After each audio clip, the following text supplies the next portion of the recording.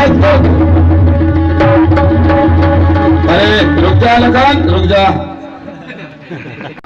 अहो दादा बघा ना या सुग्रीवाला आपली आणि माझी वहिनी या सुग्रीवाची मदत मागत होती आणि हा ऋषमुख पर्वतावर बसून नुसती गंमत पाहतोय. आपल्याला हा मदत करू शकत नाही. त्यावेळेला याने आपल्या वहिनीची मदत केली नाही तर आता काय करणार. हे राम म्हणून ही ध्वनी त्याच्या कानावर पडली तरी हा धावला नाही. याच्या सोबत मैत्री करून काहीच मिळणार नाही.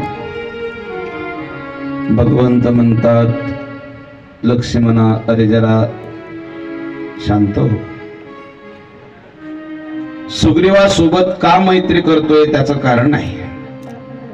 2-3 कारण सांगितले.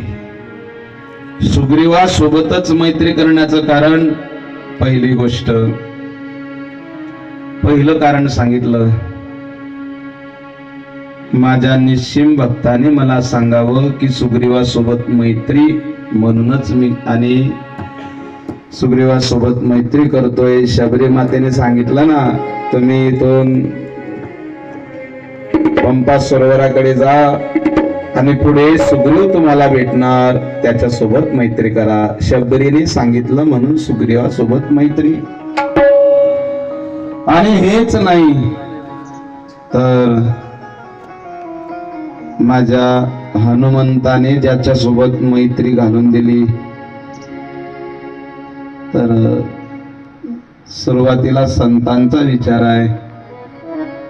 माझा